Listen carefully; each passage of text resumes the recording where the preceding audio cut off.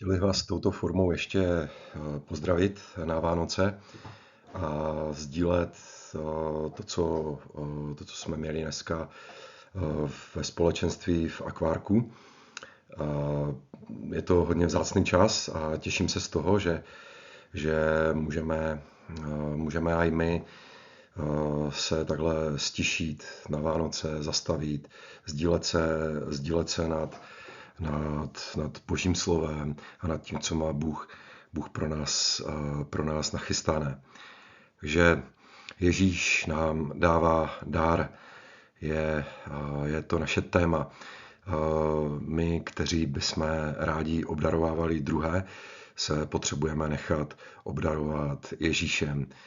Takže Ježíš je ten, kdo skutečně může obdarovat každého z nás. Bez toho nemá smysl dávat dary.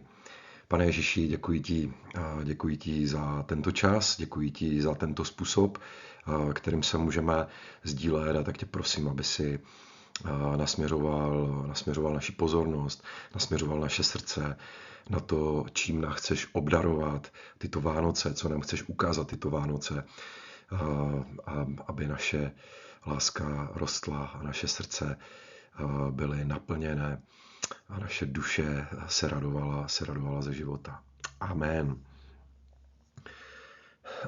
Líbil se mi velice tady tento úvodní obrázek, že jsou na něm propojené Vánoce s Velikonocema a Ježíš, který dává dary, nabízí nám svou lásku z kříže.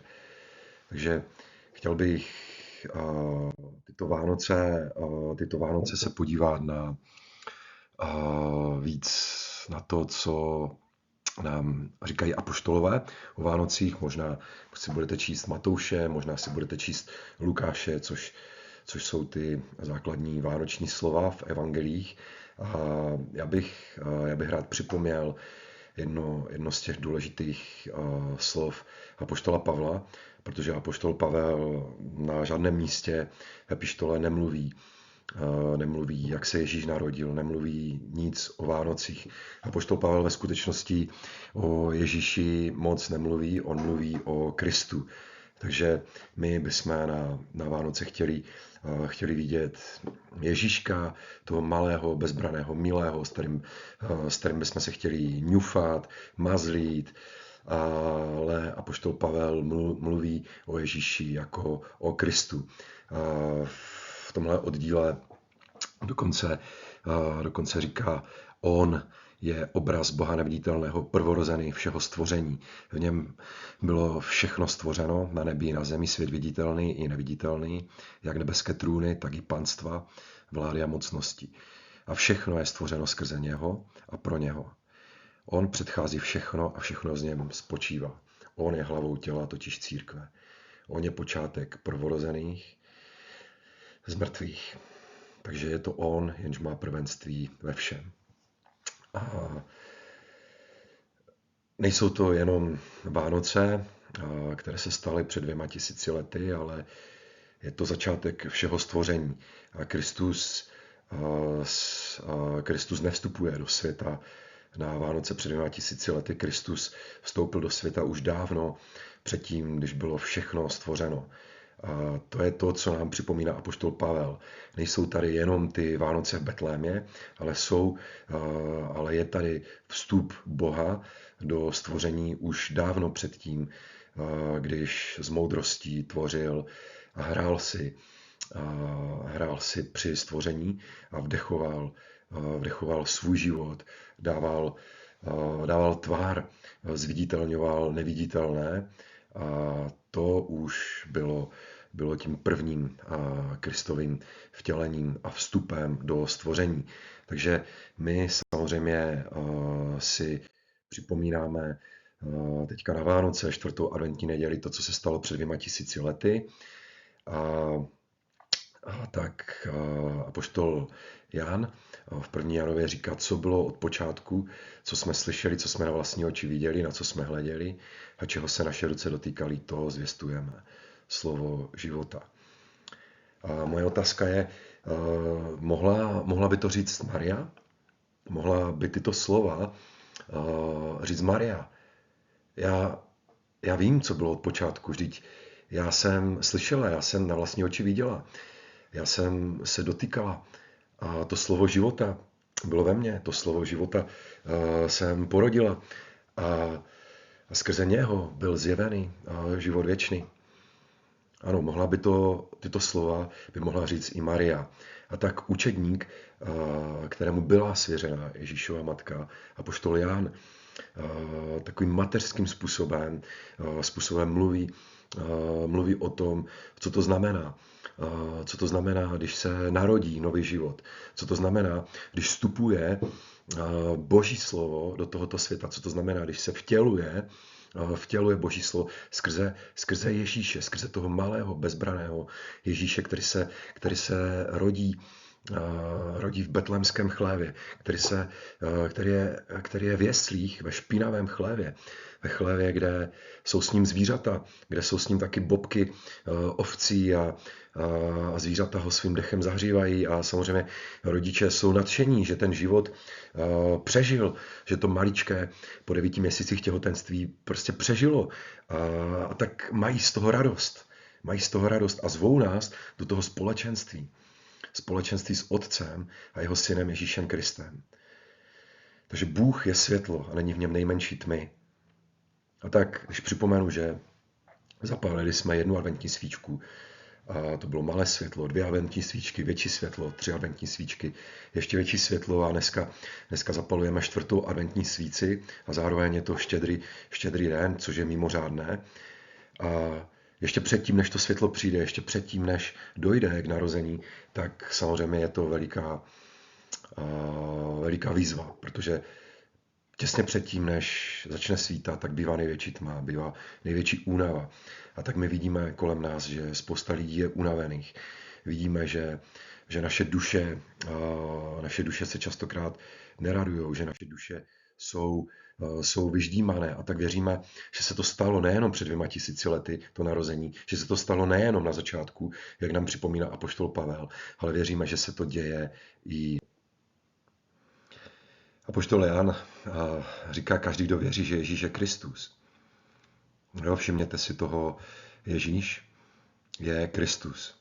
Takže není tady jenom Ješua HaMašiach, Hospodin je spása, ale je tady Ješua, Ježíš, který je pomazaný, který je Kristus. Tak jak na to dává důraz apoštol Pavel, tak v téhle chvíli na to dává důraz i apoštol Jan. Ježíš je Kristus, je zrozen z Boha a kdo má rád Otce, má rád i jeho dítě. Podle toho poznáváme, že milujeme Boží děti. A kdo má rád Otce, má rád i jeho dítě. Takže když máš rád Ježíše, máš rád i Otce. Když máš rád jeho dítě, tak miluješ i ostatní Boží děti. Takže maminka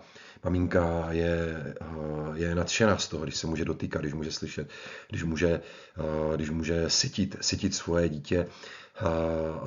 Každá maminka je nadšená, nejenom Maria byla nadšená, když se jí narodil Ježíš, a taky každá pozemská lidská maminka je nadšená, že se v ní probudí ta mateřská láska, která odpoví na to volání dítěte, které se narodilo. A tak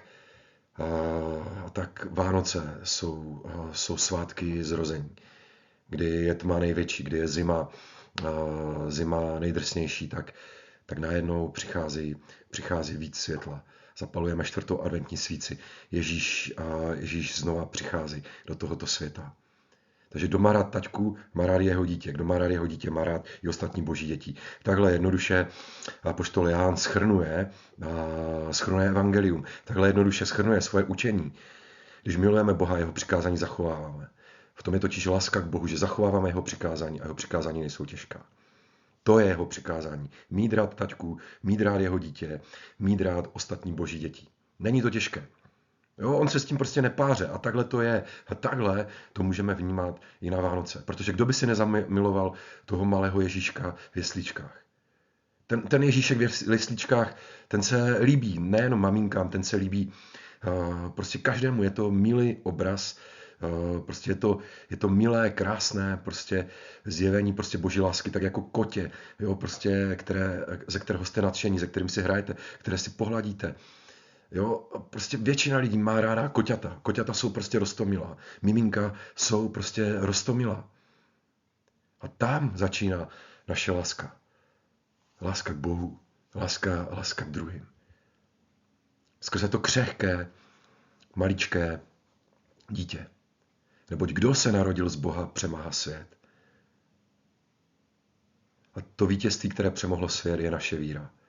A kdo jiný přemáhá svět, neli ten, kdo věří, že Ježíš je syn Boží. Syn člověka, syn Marie a Josefa je synem Božím. A tak kdo z nás je dneska unavený před vánočním zhonem, naháněním věcí v práci, naháněním věcí ve škole? Kdo z vás za poslední týden došel k tomu, že ho přemohly starosti, že ho přemohly povinnosti? Kdo z vás došel k tomu, že ho přemohla slabost? Protože byla vyčerpána všechna jeho síla.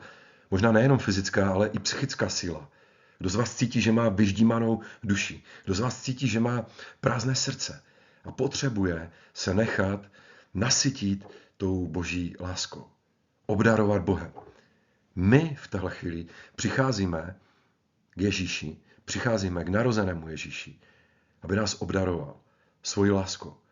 Aby jsme se před ním sklonili a nechali se obdarovat. Pastýři, kteří za ním přišli, mu nic nepřinesli. Přinesli jenom smrad od ovcí a vítr z pastvin. Králové přinesli dary a poklekli. A v té chvíli těm lidem došlo, že se asi něco děje, když se přijdou pokleknout takový hodnostáři, takový vážení lidé. Ale dokud tam byli nějací špinaví pastýři, tak hybaj, mazejte zpátky hlídat ovce, než se vám rozprchnou. Co tady děláte? Nic dobrého z vás nekouká. Ale přesto Bůh maličkých v jeslích přitahuje k sobě nejenom pastýře, kteří mají jinou práci, ale přitahuje i ty nejmocnější, kteří ho přichází obdarovat. Ale to první je nechat se obdarovat jím. Nechat se milovat Otcem, nechat se milovat Ježíšem a milovat druhé boží děti. To je ten největší dár, který můžeme nejenom přijmout, ale který můžeme dát. A v té chvíli už nejsme přemoženi jenom našima fyzickýma slabostma, že už nemáme sílu něco dělat v práci, něco vymýšlet v práci, že už nemáme sílu se dál učit ve škole, něco vymýšlet ve škole, ale najednou nás přemáhá ta síla božího narození, ta síla božího života, který přichází do velké tmy tohoto světa. A mezi všema těma cingralátkama se na nás směje Bůh skrze to maličké dítě. Kdo jiný přemáhá svět, neli ten, kdo věří, že Ježíš je syn Boží. Spousta z nás je přemožených starostma. Spousta z nás je přemožených únavou. Spousta z nás je přemožených vyprahlostí. Spousta z nás je přemožených zmatkem. Ale ten, kdo se narodil z Boha, přemáhá svět. A to vítězství, které přemohlo svět, je naše víra. Kdo jiný přemáhá svět, neli ten, kdo věří, že Ježíš je syn Boží.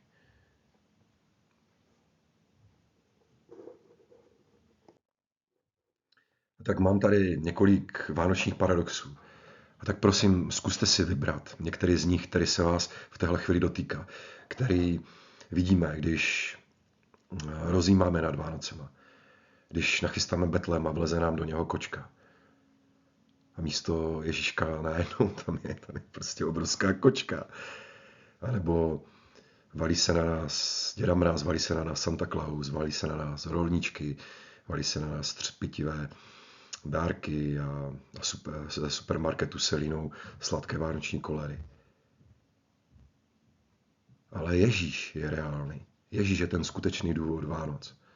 Všechny ty ostatní věci jsou fejkové. Co vás přitahuje na Vánocích? Bezbranost narozeného Božího syna.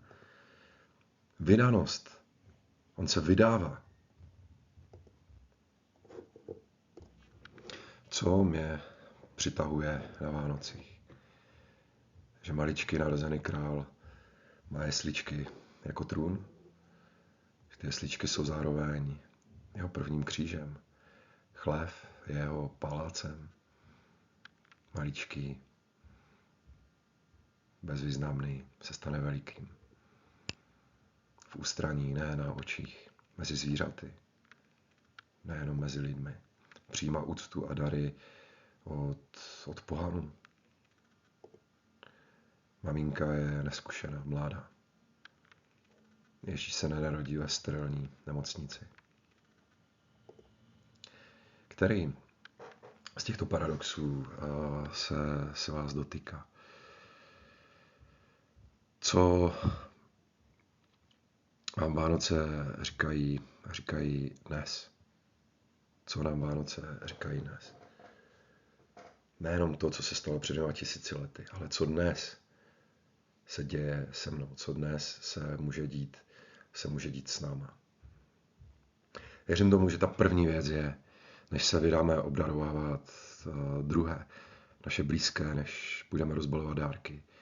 Nechme maličkého Ježíše, aby obdaroval nás. Ježíš častokrát na těch ikonách boží rodiny vypadá ne jako dítě, jako mimino, ale jako dospělý. Odpusťme to těm, kteří malovali, kreslili tyto ikony. Ježíš skutečně přichází jako bezbraný a je vystavený okamžitě pro následování od krále Heroda. A čemu jsme vystaveni dneska my? Že jsme se sešli, co nás dneska pronásledovalo, když jsme se sešli nad vánočním evangeliem, nad vánoční zprávou. Možná nás pronásledovala únava, možná nás pronásledovalo to, že se nám nechtělo vstávat. Možná nás pronásledovala únava z křesťanských svátků.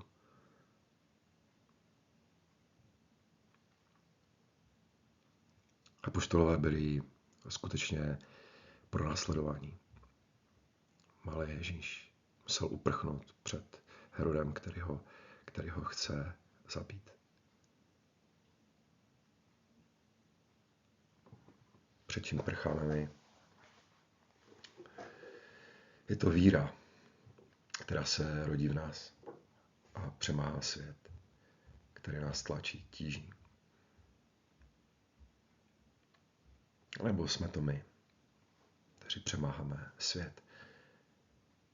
Věřím tomu, že to je to, co potřebujeme i v téhle chvíli. A za to se chci modlit a chci popřát hezké Vánoce a vám, se kterýma se scházíme v akvárku, se kterýma sdílíme evangelium, se kterýma tvoříme společenství.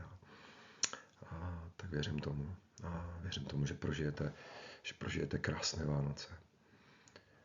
Takže Vánoce si nestačí jenom připomínat, Vánoce je potřeba žít. Kdo má rád taťku, má rád jeho dítě. Kdo má rád jeho dítě, tak má rád i další děti. A v té chvíli je to naplněné a v té chvíli naše víra přemáhá svět.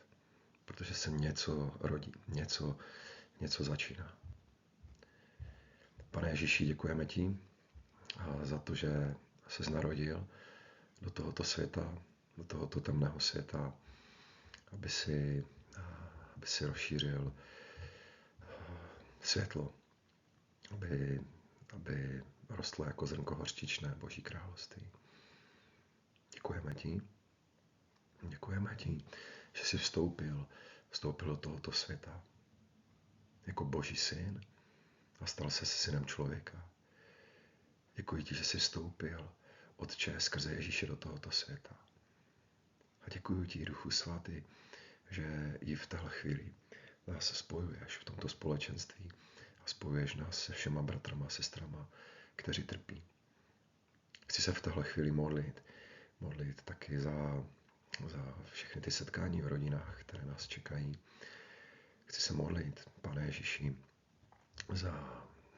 za společenství, které mají mezi sebou mladí lidé, naše děti. Chci se modlit, Pane Ježíši, za společenství, které tady mají a i Romové znova, že se narodilo znova chuť se scházet. Tak se radujeme z toho, že se narodila touha chválit tě v srdci mnoha lidí, kteří přišli na pateční chvály. Děkujeme ti, Pane Ježíši, že jsme mohli doprovázet mnohé, kteří už nečekali nic nového. A přesto se v jejich srdci narodilo odpuštění, přesto se v jejich srdci narodila touha napravit vztahy, přesto se v jejich srdci, kde byla vyprahlost, narodila nová láska k druhým a naděje znova začít. Děkujeme, že tím chceš obdarovat i každého z nás, nejenom lidí kolem nás, ale i nás. Prosíme, Pane Ježíši, za tyto Vánoce, za tyto svátky a žehnáme tohle společenství ve jménu Ježíše Krista. Amen. Takže těšíme se na jakémkoliv dalším setkání v akvárku a jinde. Děkujeme, že na nás myslíte i v modlitbách, i my se za vás modlíme. Pokoj vám.